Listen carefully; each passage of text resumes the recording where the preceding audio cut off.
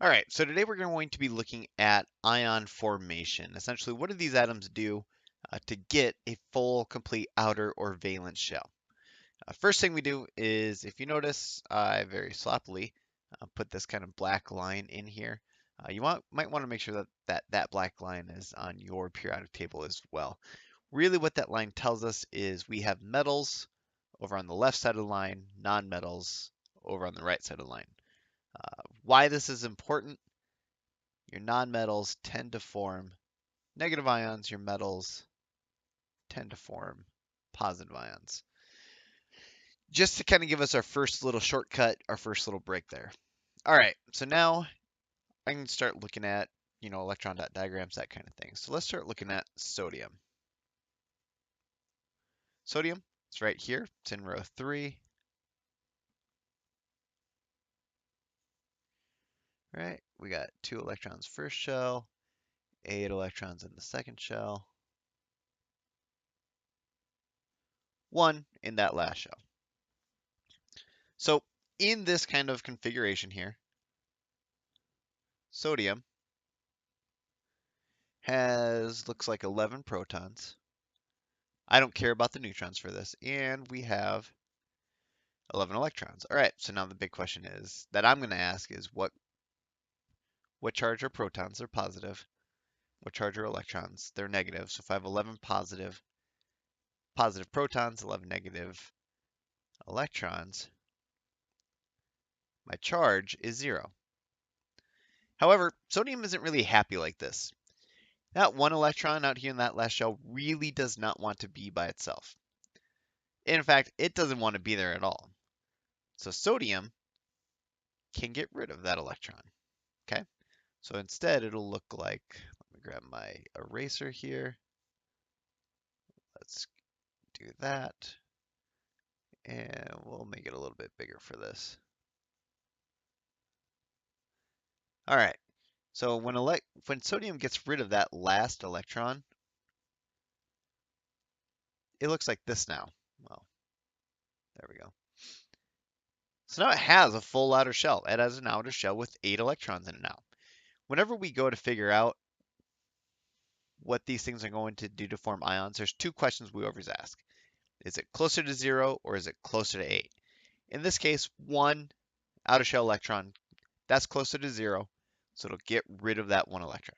All right, so now this part's not true. Now, we still have 11 protons. Remember, we can't change protons without changing the element. But we just got rid of one of our electrons. Positive, negative. So I have 11 positive protons, 10 negative electrons. My total charge now, I have 1 more positive proton than I have negative electrons. So my charge on this sodium will be positive 1. Or if I wanted to write it a different way, sodium charge positive 1. All right, so that's looking at sodium. That's looking at a metal. Let's look at fluorine. Starting off, fluorine looks something like so. All right, we're 1 away, so now my question, first question I always ask, are we closer to 0 or closer to 8? For fluorine here, I'm at 7 outer shell electrons. That's 1 away from 8, so I'm closer to 8. So starting off this configuration, fluorine, let's go protons, electrons. We have 9 protons, and if I count it up, 7 plus 2, 9 electrons. So 9 positive protons, 9 negative electrons. Total charge is 0. But once again, our electrons aren't happy like this. This lone electron does not like being by itself. And it's not like we can get rid of all 7 of these electrons for it to go find a better home. So instead, what we're going to do, let's get fancy. Okay, this fluorine would take an electron.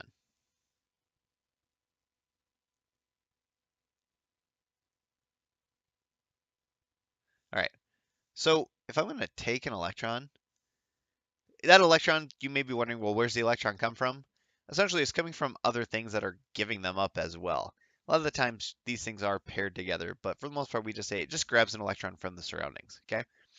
So let's say fluorine, in order to make its electrons happy, grabs an electron from its surroundings, okay? So now these numbers aren't true anymore, okay? Now we're still at 9 positive protons, but we just took a negative electron.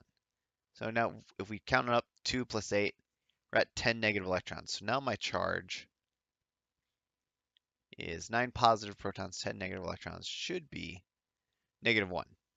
Or, if I wanted to indicate this in a much cleaner, better way, I would go something like that. Indicate that this fluorine has a -1 charge. Really, it's just kind of going through. You look at what column it's in. How many outer shell electrons does it have? If it's closer to 0, it's going to get rid of electrons to get to 0. If it's closer to 8, it's going to take electrons to get to 8.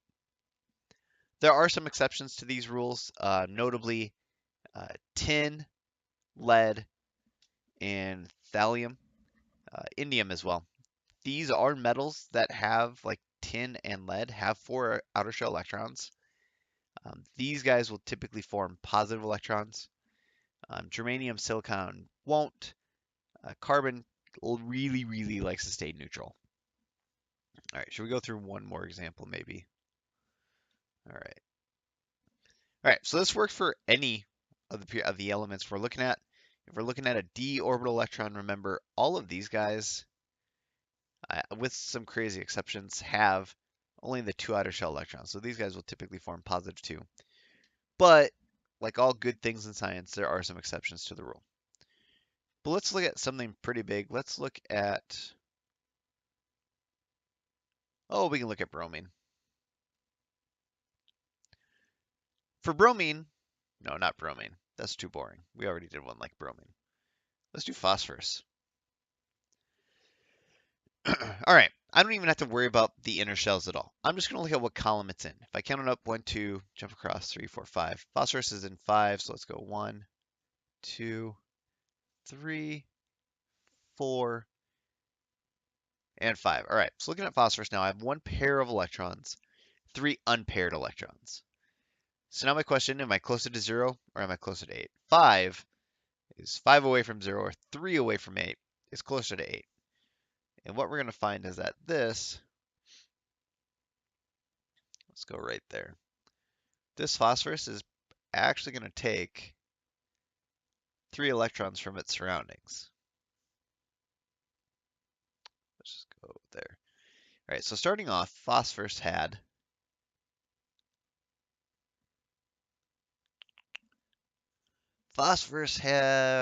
let's see, 15 protons and 15 electrons. Just taking that information from the periodic table. Had a charge of 0. We know that's not true anymore. We know our protons are still 15 positive protons, but now our electrons, we just took 3, so we're not at 15 anymore. We're now at -18. This should give us a total charge of -3. And if I want to write that a little bit cleaner, phosphorus, -3. Keep in mind, it doesn't matter how far up or down you are. You know, these are all +1. These are all +2. It doesn't matter how many shells you have. It's based on that outer shell. That's ion formation. It's pretty easy. But this becomes really, really useful when it comes to figuring out chemical formulas for ionic compounds, which we'll look at tomorrow. Otherwise, good luck with the practice.